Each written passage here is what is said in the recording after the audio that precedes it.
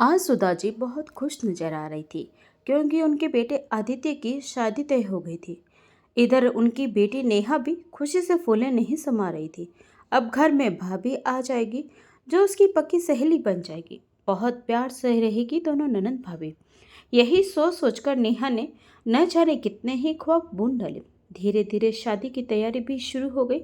सुधा जी ने अपनी होने वाली बहू काव्या की माँ के पास फोन किया और बोली, बहन जी, लहंगा तो हमारी तरफ से दिया जाएगा, इसीलिए आप काव्या को भेज दीजिएगा। मैं इधर से उसकी ननद नेहा को भेज दूंगी। दोनों ननंद भाभी जो पसंद आएगा वही ले आएगी। सुधा जी के इतना बोलते ही उनकी होने वाली बहू काव्या ने अपनी माँ के पास से फ़ोन लिया और बोली, नहीं माँ जी, लहंगा तो मैं डिज़ाइनर लूँगी, जिसके लिए मुझे जयपुर जाना पड़ेगा। और फिर नेहा वहाँ जाकर क्या करेगी?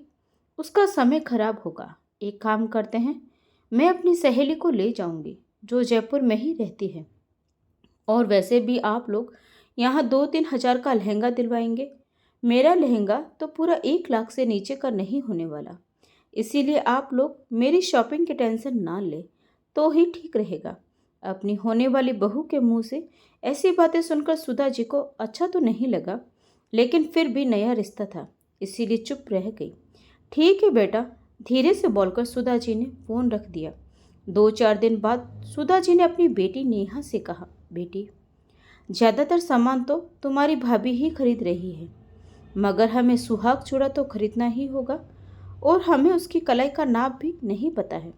तुम एक काम करो, आज शाम को कॉलेज से सीधा उसके घर चले जाना और वहाँ से एक चूड़ी नाप के लिए लेकर आना। तो नेहा ने कहा, ठीक है माँ, मैं कॉलेज से आते वक्त भाभी जी के घर चली जाऊंगी। इतना कहकर नेहा कॉलेज के लिए निकल गई और शाम को छुट्टी होने के बाद वह अपनी होने वाली भाभी काव्या के घर चली गई, जहाँ उसकी अच्छी खातिरदारी हुई। उसने काव्या की माँ से कहा, आंटी जी, भाभी के नाप की चूड़ी चाहिए थी, आज मिल जाती तो हमें खरीदारी करने में आसानी हो जाती। हाँ बिल्कुल बेटा, जाओ उसके कमरे में चली जाओ। काव्या अपने कमरे में ही बैठी है। काव्या की माँ ने उसके कमरे की तरफ इशारा करते हुए कहा। तो नेहा उठकर संकोच से काव्या के कमरे में पहुंच गई। अंदर जाकर देखा तो कमरा कीमती वस्तुओं से सुसज्जित था। काव्या ने कहा, कभी देखा नहीं होगा तुमने इतना आलीशान कमरा, शायद इसीलिए हैरानी से देख रही हो। जी भाभी, वह आपकी घड़ी भी बहुत सुंदर है। बिल्कुल ऐसी ही घड़ी मैंने भी लेने की सोची थी, पर वह आगे कुछ बोलती उससे पहले ही काव्या बोल पड़ी। अच्छा यह बताओ, तुम किसी काम से आई थी क्या? अरे हाँ भाभी, मैं तो भूल ही गई थी, आपकी चूड़ी का नाप चाहिए था। तभी काव्या ने एक सोने का कड़ा निकालकर नेहा के हाथ में रख दिया। अरे नहीं भाभी, सोने का नहीं, कांच की चूड़ी चाहिए। कांच की चूड़ी? वो तो मिलना बड़ा मुश्किल है, इसे ही ले जाओ, चाहे तो तुम इसे अपने पास ही रख लेना। अरे नहीं नहीं भाभी, मैं इसे अपने पास क्यों रखूँगी? कृपया करके आप मुझे कांच की कोई आर्टिफिशियल चूड़ी दे दीजिए, घबराते हुए नेहा ने कहा। तो काव्य मुंह बनाते हुए बोली, अरे मेरे पास आर्टिफिशियल ज्वेलरी नहीं मिलती, मैं डायमंड, प्लेटिनियम, गोल्ड ही लेती हूँ। तो लाइए आपके कड़े का मैं ड्राइंग बना लेती हूँ, ताकि हमें लाख का चूड़ा खरीदने में आसानी हो। नेहा ने कहा। तो काव्या आश्चर्य से बोली, लाख का चूड़ा? वह क्या होता है? भाभी, वह शादी में हमारी तरफ से सुहाग का चूड़ा चढ़ेगा ना। मतलब तुम लोग मुझे गोल्ड डायमंड नहीं देने वाले, नकली पहनाओगे? काव्या ने ताने से कहा। तो नेहा बोली, वह सब मुझे नहीं पता भाभी, मैं तो माँ के कहने पर यहाँ आई थी, मैंने यह ड्रॉ बना लिया है, अब मैं चलती हूँ। बोलकर नेहा बाहर जाने लगी। तो काव्या बोली, अरे रुको, तुम्हें मेरी घड़ी बहुत पसंद आई थी ना? हाँ भाभी, बहुत अच्छी लगी, मैंने ऑनलाइन देखी थी मगर बजट के बाहर थी, इसीलिए नहीं खरीदी। अरे तो तुम रखो इसे, पहली बार मुझसे मिलने आई हो, लो मेरी तरफ से इसे गिफ्ट समझो। कहते हुए काव्या ने वह घड़ी नेहा को दे दी। मगर भाभी, इतनी महंगी घड़ी अब अगर मगर मत करो, मैंने दे दिया तो दे दिया, देने के बाद तो मैं उसके बारे में सोचती भी नहीं हूँ। इतराते हुए काव्या ने कहा।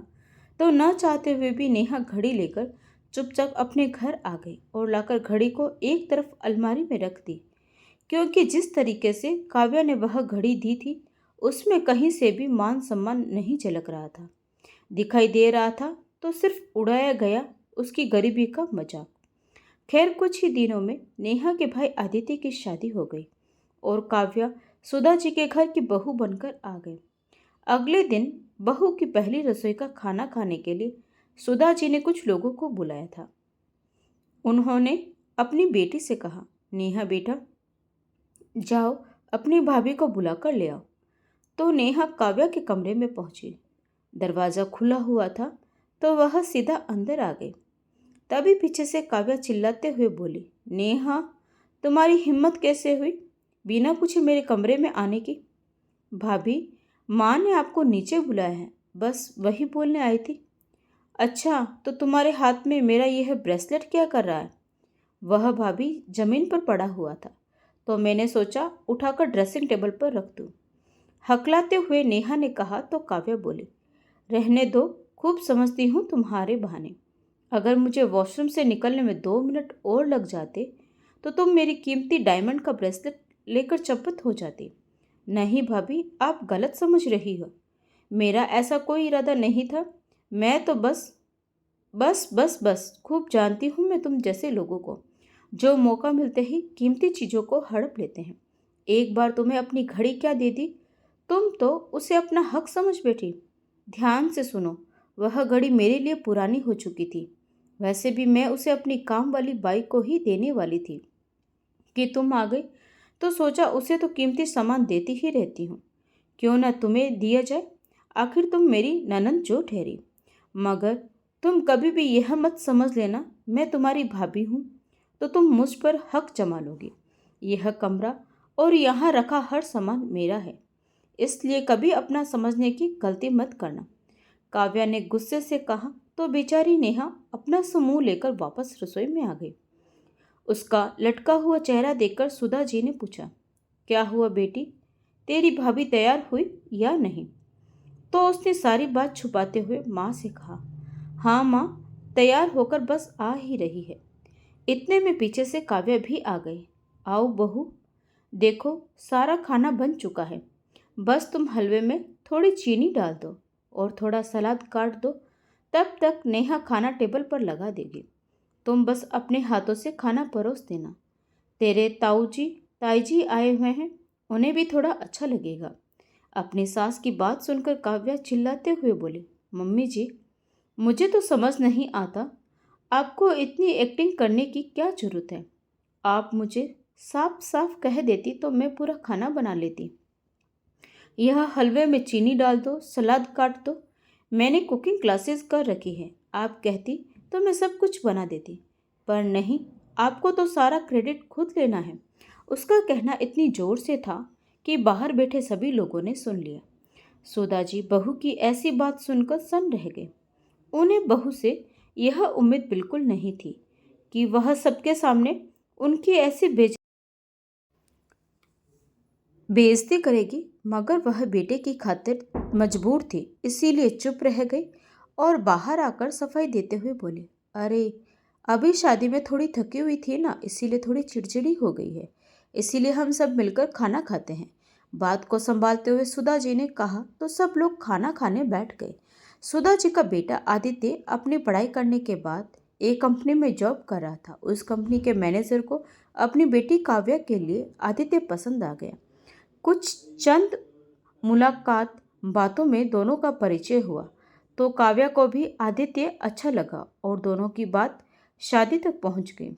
सुधा जी मध्यम वर्गीय परिवार से थी।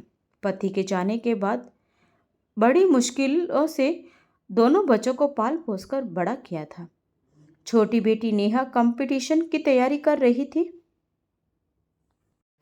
पहले आदित्य की नौकरी, फिर शादी। सुधा जी के लिए तो यह बहुत खुशी की बात थी, लेकिन जब उन्हें यह पता चला कि लड़की का पिता बहुत पैसे वाला है तो उन्होंने आदित्य से कहा, बेटा, अच्छे से सोच विचार कर शादी का फैसला लेना, क्योंकि काव्या एक रईस खानदान की लड़की है। क्या वह हमारे साथ मध्यम वर्गीय जीवन जी पाएगी? क्या तुम उसकी ख्वाहिशें पूरी कर पाओगे? क्या वह हमारे परिवार के साथ मिलजुल कर रह पाएगी? तो आदित्य ने कहा, बिल्कुल माँ, काव्या अमीर घराने से जरूर है, मगर उसकी सोच बहुत अच्छी है। जब मैंने उसे यह कहा तो वह बोली, ख्वाहिश तो मेरे पिता ने सब पूरी कर दी है। मुझे तो तुम्हारे जैसा पति और परिवार मिलेगा तो मुझे कोई कमी नहीं रहेगी। बेटे के मुंह से ऐसी बात सुनकर सुधा जी खुश हो गई। सोचा, लड़के के विचार अच्छे हैं तो हमारे घर में भी अच्छे से ही रहेगी। खुद भी जब एक दो बार मिली तो लड़की उन्हें व्यवहारिक ही लगी, मगर अब 2 ही दिन में काव्या के रंग बदले बदले नजर आने लगे। हर बात पर वह सुधा जी को जवाब देने लगी, किसी का लिहाज नहीं करती, जो मन में आता बोल देती। सुधा जी सोच रही थी कि अमीर परिवार की लड़की है, परिवार में ढलने के लिए वक्त लगेगा। बस यही सोचकर वो चुप रह जाती, मगर काव्या की मनमानियां तो बढ़ती जा रही थी। सुधा जी और उनकी बेटी नेहा दोनों माँ बेटी काव्या की हरकतों से परेशान हो गए, मगर जाती तो जाती कहाँ, इसीलिए चुपचाप जो हो रहा था सहन कर रही थी। एक दिन सुधा जी को पड़ोस में कीर्तन में जाना था। उन्होंने नेहा को बताया और चुपचाप निकल गई।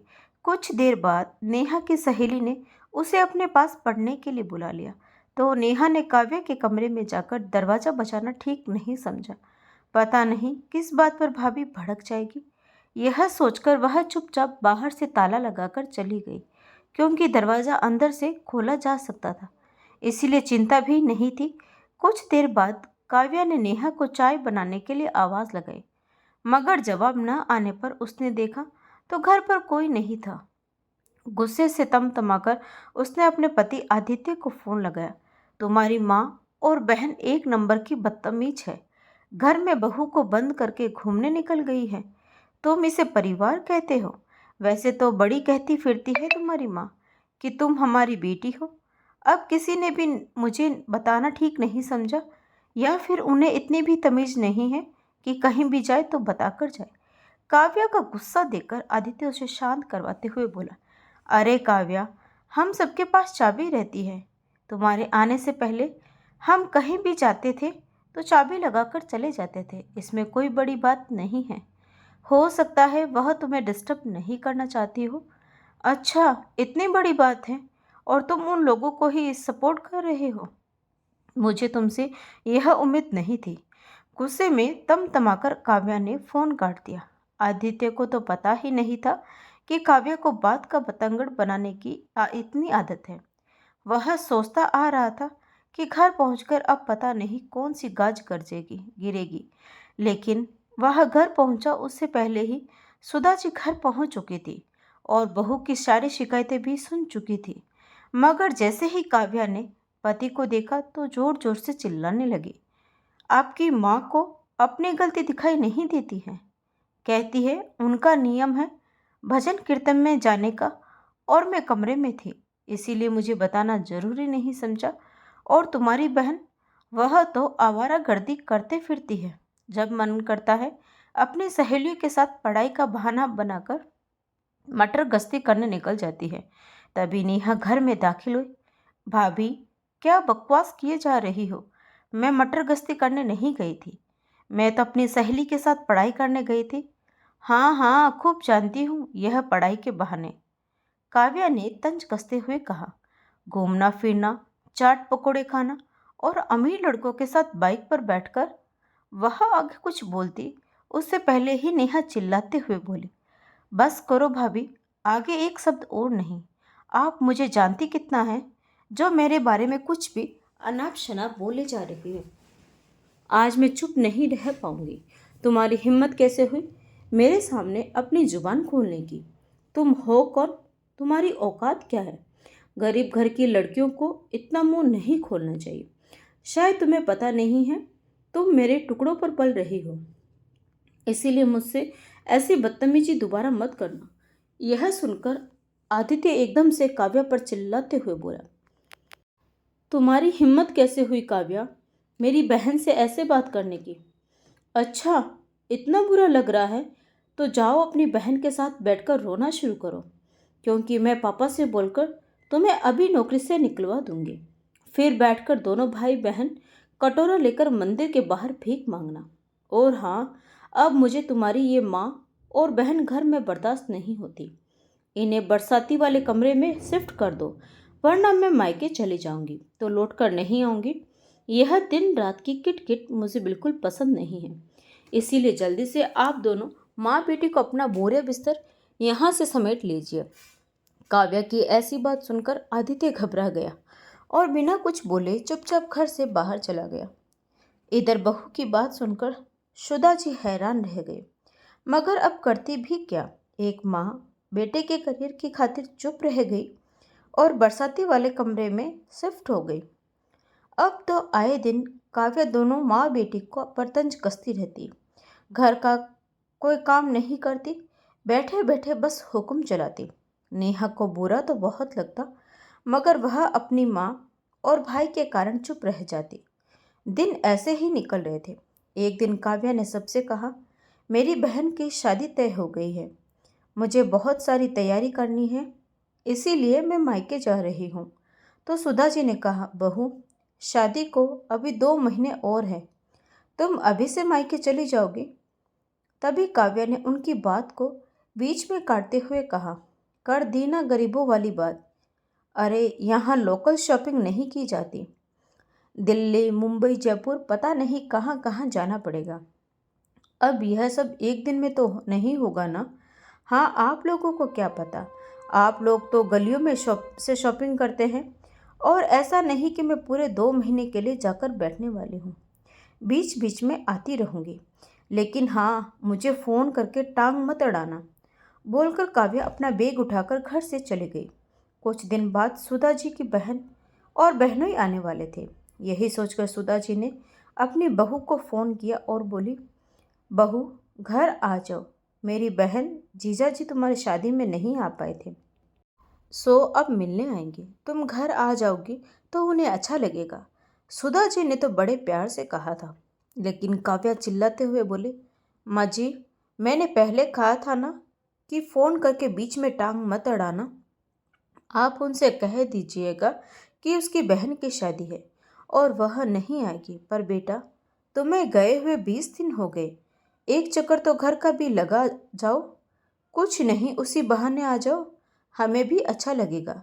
सुधा जी ने धीरे से कहा तो काव्या बोली, ओहो, शादी हो गई है, इसका मतलब यह तो नहीं कि मैं मायके सुधा जी के फर्ज भूल जाऊं। और दूसरा, अगर आपको मिठाई वगैरह चाहिए तो मैं भिजवा दूंगी, मगर मुझसे आने की उम्मीद मत करना। वैसे भी ससुराल वालों को यही सब चाहिए होता है, आप इन्हीं में खुश हो जाते हो। बोलकर काव्या ने फ़ोन रख दिया। सुधा जी को वैसे भी काव्या के रंग ढंग पसंद नहीं थे, ऊपर से आज घर आने से मना करने पर वो और गुस्से में लाल हो गई और अपने बेटे आदित्य से बोली, आदित्य, तू अपनी पत्नी से कुछ कहता क्यों नहीं है? हम गरीब हैं पर सम्मान की रोटी खाते हैं। ये अपने पैसे का दोस्त बात बात पर दिखाना अच्छी बात नहीं है बेटा। और तू भी एक नंबर का झूठा निकला। तूने यह सिर्फ शादी बड़ी पोस्ट पाने के लिए की और हमें बताया भी नहीं। आज उसका हर्जाना हमें अपनी इज्जत गवाकर देना पड़ रहा है। क्या माँ, अब बस भी करो, तुम सारी जिंदगी कपड़े सिल कर ही क्या पाई हो? याद है, 2 वक्त की रोटी भी हमें सब्जी के साथ नसीब नहीं होती थी। आज मैंने घर गाड़ी धन दौलत सब कुछ कमाया है, तो आपको बुरा लग रहा है? और फिर काव्या ने गलत भी क्या कहा है? हम गरीब तो थे ही, और अब काव्या की वजह से हमारा स्टेटस बना है, तो फिर आप उसके मज़े लीजिए। क्यों फालतू में एक बात बोलती हैं और 2 बात सुनती हैं? मौसी मौसा जी आ रहे हैं तो उनकी खातिरदारी कीजिए, पहले भी तो वो आपसे मिलने ही आते थे। दूसरी बात, जब हम गरीब थे तो कौन से मौसा जी मौसी जी ने हमारी मदद की थी, जो हम इन लोगों के बारे में इतना सोचें? अरे, जैसे पहले आते थे वैसे ही, चाहे नाश्ते से ज़्यादा खातिरदार करने की कोई ज़रूरत नहीं है। इतना बोलकर आदित्य भी ऑफिस के लिए बाहर निकल गया। तभी उसकी बहन नेहा बोली, माँ, हमने कौन से पाप किए हैं जो हमें दिन रात गरीब होने का ताना दिया जाता है? जाने दे बेटी, तेरी भाभी होगी अपने घर में अमीर, आखिर वो भी तो मायके में अपनी इज्जत गवा ही रही है। मगर यह बात उन्हें कहाँ समझ में आई है। पैसे का घमंड जो चढ़ा हुआ है सर पर। खैर धीरे धीरे शादी का समय नजदीक आ गया। शादी वाले दिन आदित्य ने अपनी माँ सुधा जी से कहा, माँ, आप लोगों को लेने के लिए ड्राइवर पहुंच जाएगा, आप समय पर आ जाना। बोलकर वो अपने ससुराल के लिए निकल गया। शाम के 8 बज गए थे। न गाड़ी थी न ड्राइवर। तो हारकर नेहा ने अपने भाई को फ़ोन लगाया, लेकिन आदित्य का फ़ोन भी नहीं मिला। तो उसने अपनी भाभी काव्या को फ़ोन लगाया और बोली, भाभी, भैया ने कहा था गाड़ी भेज रहे हैं, कितना समय और लगेगा, ज़रा पता करके बता दीजिएगा। यह सुनकर काव्या गुस्से से बोली, गाड़ी भेज रहे हैं, तुम्हारा दिमाग खराब हो गया है क्या? तुम जैसे भीख मंगों के लिए मैं ये सुविधा भी दूंगी? चुपचाप ऑटो करके आ जाओ। अगर उसके भी पैसे न हो तो ऑटो वाले से कहना कि दरवाजे पर खड़े गार्ड से पैसे ले लेगा। मेरा नाम लोगी तो ऑटो वाले का किराया तो वो भी दे ही देगा। फ़ोन स्पीकर पर था, इसीलिए सुधा जी ने सारी बातें सुन ली और सोचने लगी कि अगर अभी नहीं बोली तो कभी नहीं बोल पाएगी। यही सोचकर उन्होंने नेहा के हाथ से फ़ोन लिया और गुस्से में बोली, बहू, अब बहुत हुआ। तुम अपनी अमीरी अपने पास रखो। जब तुमने और तुम्हारे पापा ने रिश्ता तय किया था तब यह नहीं देखा था कि हम जैसे गरीब भीख मंगों के घर में अपनी राजकुमारी की शादी कर रहे हैं। तब तो तुम्हारे मम्मी पापा ने यही कहा था कि हमें आपके जैसा सीधा सच्चा परिवार चाहिए ताकि हमारी बेटी सदा खुश रह सके। मगर तुम्हारे पापा यह भूल गए कि उनकी बेटी को प्यार, खुशियाँ या आशीर्वाद नहीं, सिर्फ रुपये पैसों से प्यार है। और इन्हीं पैसों के ठसक से मैं वो अपनों और बड़ों की बेइज्जती करने में जरा सी भी देर नहीं करती। मगर काव्या बहू, एक बात याद रखना, यह पैसा तुम्हारा कमाया हुआ नहीं है, तुम्हारे पिताजी का है। तुम कितना भी उस पैसे पर इतराओ, मगर कायदे से उस पर तो तुम्हारा कोई हक नहीं है। और ध्यान रखना बहू, समय बदलते देर नहीं लगती। आज तुम्हारा समय है तो कभी हमारा समय भी आएगा। और हाँ, तुम्हारे घर की शादी तुम्हें मुबारक हो। हम दोनों तो नहीं आ पाएंगे। कहकर सुधा जी ने फ़ोन रख दिया। काव्या तो महा बेशर्म औरत थी, इसीलिए उसे कोई फर्क नहीं पड़ा कि उसकी सास ने उसे क्या कहा है और क्या नहीं। वो तो खूब मज़े से अपनी छोटी बहन की शादी में एंजॉय करने लगी। बहस हो जाने के बाद सुधा जी बेचैन हो उठी और सोचने लगी, आखिर कौन से जन्म के पाप मिल रहे हैं जो एक बेटा बहू मिली, वो भी ऐसी जिनसे कोई उम्मीद नहीं की जा सकती। बेटे ने भी माँ की परेशानियां नहीं समझी, जाकर पैसों के लालच में जोरू का गुलाम हो गया। बहू को इतना ना प्यार सम्मान दिया, लेकिन वो भी अपमान करने से पीछे नहीं हटती, जबकि उसे कोई रोक टोक नहीं, जैसा चाहे अपनी जिंदगी जिए। कभी हमने दखल अंदाजी नहीं की। बालकनी की कुर्सी पर बैठी हुई सुधा जी की आंखों से आंसू बह निकले।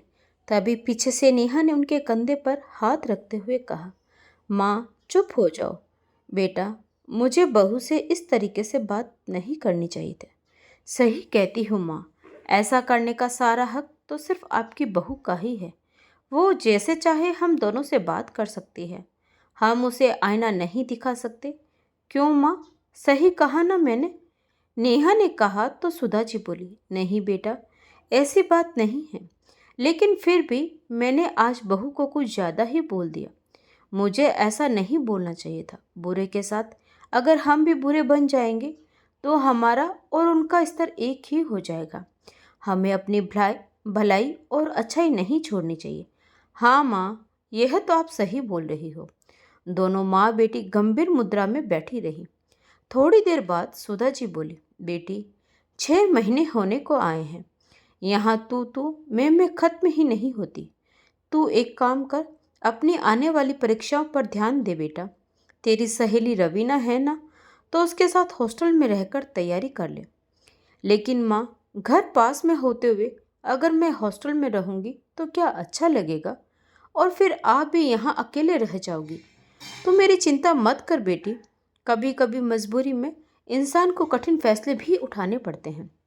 यहाँ पर बहू रोजाना ही हाय हल्लू मचाती है। मैं यहाँ रहकर सब संभाल लूँगी। बस तू अपनी पढ़ाई और परीक्षा पर ध्यान दे। बस मेरी लाज रख ले बेटी। तो कुछ बन जाएगी तो मुझे भी इस नरक से बाहर ले चलना।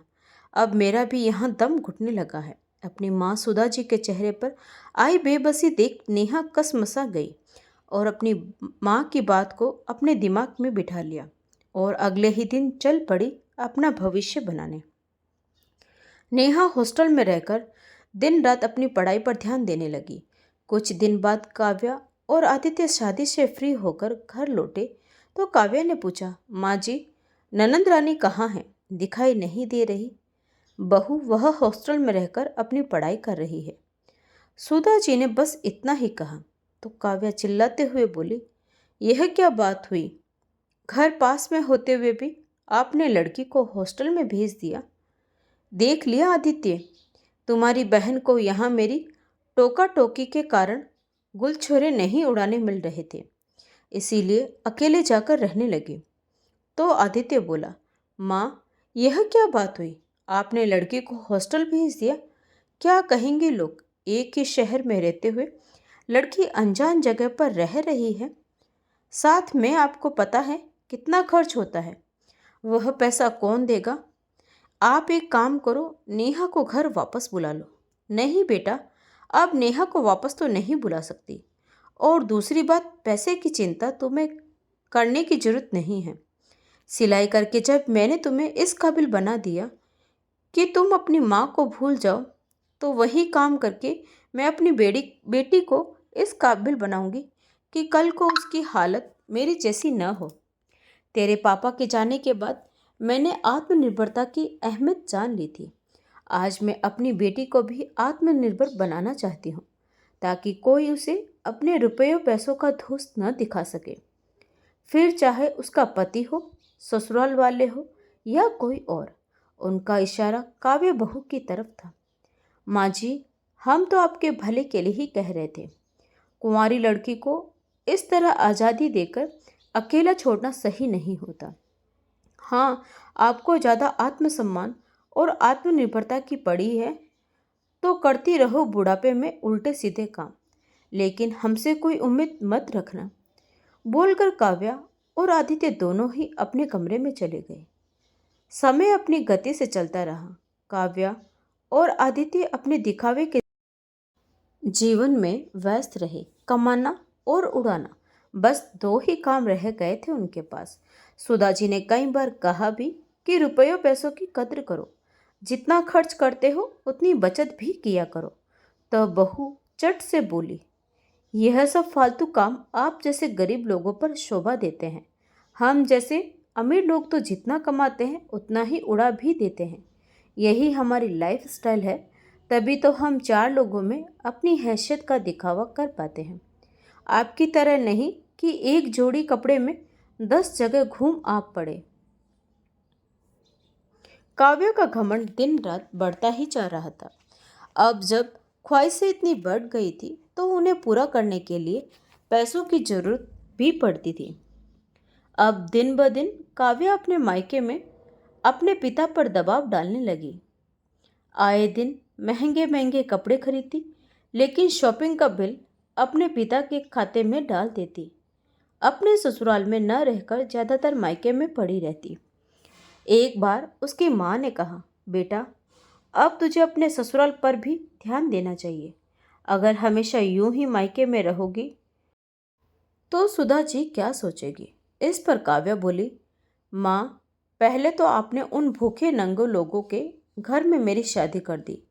वहाँ पर मेरे स्टैंडर्ड के हिसाब से कोई सुख सुविधा नहीं है। और वैसे माँ, मेरी छोटी बहन पूजा भी तो आती जाती रहती है, आप उसे तो कुछ नहीं कहती। काव्या ने गुस्से से कहा तो उसकी माँ बोली, बेटा, तू पूजा की बराबरी मत कर। वह तो अपने ससुराल में बहुत अच्छे से रम गई है, और ना ही छोटे दामाद जी कभी हमसे कोई मदद मांगते हैं। और यहाँ आदित्य ऑफिस में कुछ काम तो करते नहीं, ऊपर से तनख्वाह के साथ अनावश्यक खर्चे भी जोड़कर दिखाते हैं। अपने घर जाने के बजाय हमारे घर पर ही पड़े रहते हैं। वह तो दामाद हैं, इसीलिए हम कुछ नहीं कहते, वरना तेरे पापा यह सब बर्दाश्त करते करते थक गए हैं। इसीलिए कहती हूँ, तुम दोनों सुधर जाओ, वरना हमें कोई ठोस कदम उठाना होगा। अपनी माँ की बात सुनकर काव्या गुस्से से तमतमाते हुए बोली, माँ, अगर आपने ऐसा कुछ करने की सोची तो मैं आप पर केस कर दूंगी और अपने हक की ज़मीन जायदाद, ऑफिस में अपना हिस्सा सब कुछ ले लूंगी और आप कुछ भी नहीं कर पाएंगे। इसीलिए मुझे ज्ञान देने की जरूरत नहीं है। मैं जो कर रही हूँ वही ठीक है। बोलकर काव्या अपने कमरे में चली गई। काव्या और आदित्य के आचरण से सुधा जी नहीं बल्कि उसके खुद के माता पिता भी परेशान हो चुके थे। मगर क्या करते, बेटी को खुद इतना सर पर चढ़ाया था, अब कर ही क्या सकते थे। इसीलिए कस मसाकर रह जाते। एक दिन काव्या की छोटी बहन पूजा घर पर आई। अरे वाह, इतनी सारी शॉपिंग, कहाँ जा रही हो? काव्या ने पूछा। तो पूजा बोली, दीदी मैं और रमन मुंबई जा रहे हैं। पापा ने हमारी टिकट करवाई है, इसीलिए थोड़ी शॉपिंग करके लाई हूँ। पापा ने कहा था कि टिकट घर पर रखी है, पास ही आई थी तो सोचा अभी ले लेती हूँ। यह सुनकर काव्या आश्चर्य से बोली, क्या मम्मी पापा तुझे मुंबई भेज रहे हैं और मुझे कहीं भी नहीं भेजा था? अपने ही दोनों बेटियों में भेदभाव करते हैं। काव्या बोल ही रही थी कि इतने में उसके पिता राम सिंह जी वहाँ आ गए और बोले, मैंने कोई भेदभाव नहीं किया। हाँ, मैंने पूजा के लिए टिकट करवाई है क्योंकि छोटे दामाद जी ने आज तक हमसे 1 रुपया नहीं मांगा। अपनी शादी का खर्च भी उसने खुद उठाया है। उल्टा उसने तो मेरे डूबते व्यापार में मदद की है। इतना कुछ करने के बाद अगर मैं उन्हें मुंबई घूमने भेजता हूँ तो मुझे नहीं लगता कि मेरी तरफ से कोई भेदभाव हुआ है, क्योंकि तुम इस बात से इनकार नहीं कर सकती कि जब से तुम्हारी शादी हुई है तुम और आदित्य ने सिर्फ रुपया पैसा ही मांगा है। आदित्य पहले एक कर्मठ और ईमानदार युवक था। ऑफिस में मन लगाकर काम करता था, लेकिन पैसों की चमक धमक में उसकी आंखें भी चकाचौंध हो गई और तुम्हारी तरह अनावश्यक खर्चे करने लगा, जिसकी वजह से व्यापार कर्ज में डूबता गया। यह बात सिर्फ मैं ही जानता हूँ कि कितनी मुश्किलों से मैं उससे उभरा हूँ। इसीलिए अब मैं तुम्हें और आदित्य को अपनी जायदाद से बेदखल करता हूँ। ऐसे निठल्ले लोगों की मुझे जरूरत नहीं है। अभी अपना बोरिया बिस्तर बांध लो और निकल जाओ मेरे घर से। अपने पिता द्वारा इतनी बेइज्जती होने के बाद काव्या वहां 1 मिनट भी नहीं रुकी और अपने ससुराल पहुंच गई, जहां आदित्य अपना सिर पकड़कर बैठा हुआ था। काव्या ने गुस्से में कहा, अब तुम्हें क्या हुआ है? ऐसी शक्ल क्यों बना रखी है? और आदित्य बोला, तुम्हारे लिए जिंदगी देने के चक्कर में मैं तो कंगाल हो गया। न घर का रहा न घाट का। आज मेरे पास न कोई काम है न जमा पूंजी, और उधर ससुर जी ने ऑफिस से निकाल दिया है। मेरे पास तो तनख्वाह भी नहीं है कि 2 वक्त की रोटी खा सकूं। काव्या बोली, अच्छा, मेरी वजह से ये सब हुआ है? जब पैसे थे तो तुमने खुले हाथों से खर्चा किया, यहाँ तक कि जुए सट्टे में भी पैसे लगाए। अब तुम्हारे हाथ नहीं रुके थे। खेल में तुम्हें भी मज़ा आता था। तब तो तुमने नहीं कहा कि काव्या, तुम्हारी वजह से मैं मज़े कर रहा हूँ। बहस धीरे धीरे इतनी तेज हो गई कि कमरे से निकलती आवाज़ें पूरे घर में गूंजने लगी। मोहल्ले वाले भी उनकी तू मैं सुन रहे थे। तभी सुधा जी आकर बोले, बेटा थोड़ा धीरे बोलो, आसपास के लोग खिड़कियों से झांक झांक कर तुम्हारी बातों के मज़े ले रहे हैं। कल तुम्हारे मोहल्ले में ताज़ा खबर की तरह तुम्हारी बातों को मसाला लगाकर फैलाया जाएगा।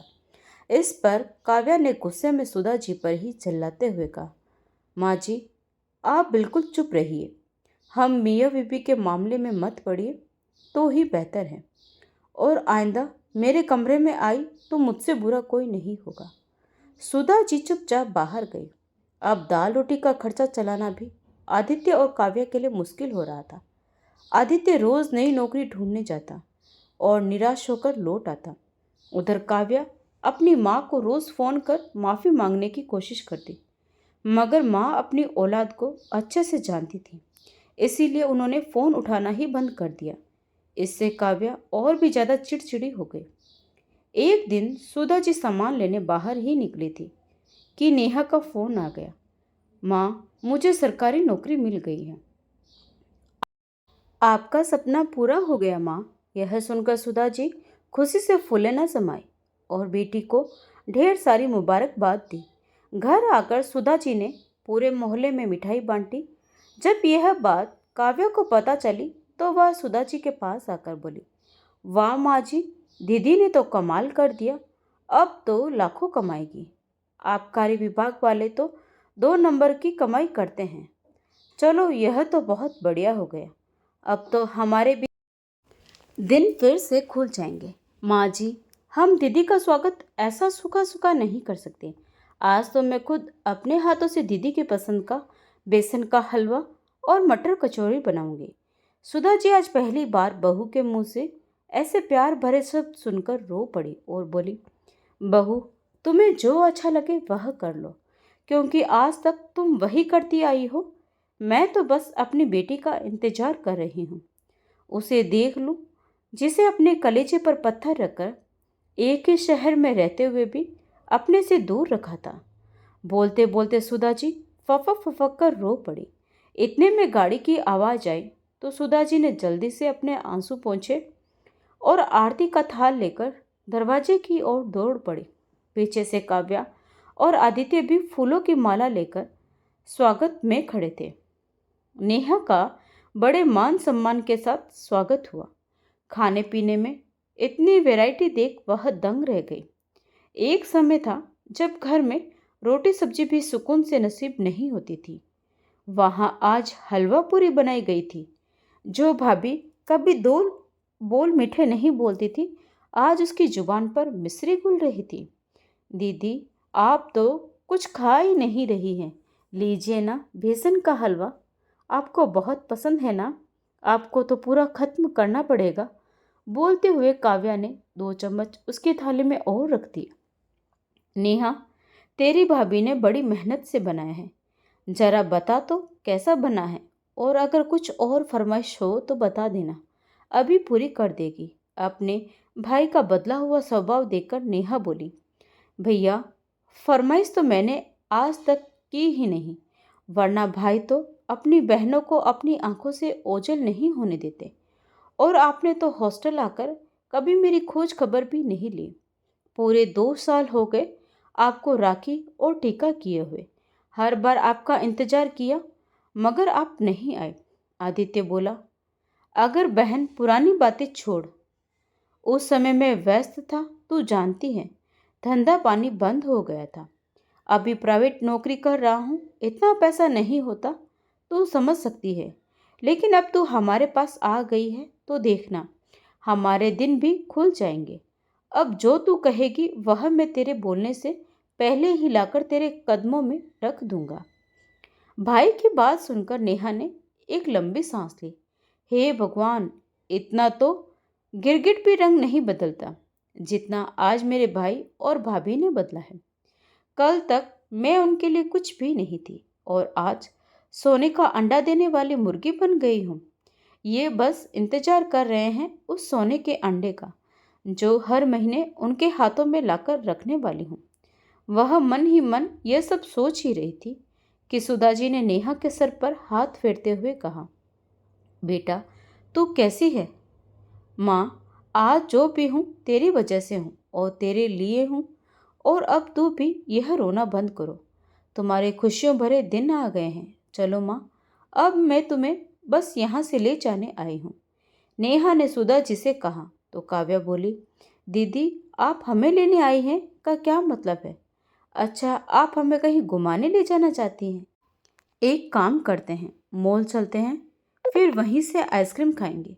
बस आप 10 मिनट रुको, मैं अभी आती हूँ। बोलकर काव्या जल्दी से अंदर चली गई। थोड़ी देर बाद नेहा ने अपनी माँ को गाड़ी में बिठाया। तभी काव्या भी जल्दी से आकर दरवाज़ा खोलने लगी। नेहा बोली, अरे, आप कहाँ अंदर घुसी आ रही हैं? फिलहाल आपकी औकात नहीं है सरकारी गाड़ी में बैठने की। तो उसका भाई बोला, नेहा, यह क्या तरीका हुआ अपनी भाभी से बात करने का? क्या यही संस्कार दिए थे हमने तुझे? नेहा बोली, हाँ भैया, आप ही के दिए गए संस्कार है और आप ही को लौटा रही हूँ। मैंने घर से जाते समय अपनी माँ को वचन दिया था कि अपने साथ हुए हर दुर्व्यवहार का बदला लूँगी। हालांकि माँ हमेशा अच्छे काम करने पर यकीन रखती थी, मगर आज मैं बुरे के साथ बुरा करके ही रहूंगी। जैसा मैंने वादा किया था कि मैं आत्मनिर्भर बनते ही माँ को अपने साथ ले जाऊंगी, बस वही पूरा करने आई हूँ। और आप जैसे लालची भाई भाभी को हमेशा के लिए अलविदा कहने आई हूँ। यह बोलकर नेहा ने ड्राइवर को चलने के लिए कहा और वहां से रवाना हो गई। काव्या और आदित्य अपना सा मुंह लेकर गाड़ी को जाते हुए देखते रह गए। तो दोस्तों, आपको यह कहानी कैसी लगी कमेंट करके ज़रूर बताएं। और अगर कहानी अच्छी लगी हो तो प्लीज़ वीडियो को लाइक, शेयर और सब्सक्राइब ज़रूर करें। तो मिलते हैं एक और नई कहानी के साथ। तब तक के लिए आपका बहुत बहुत धन्यवाद।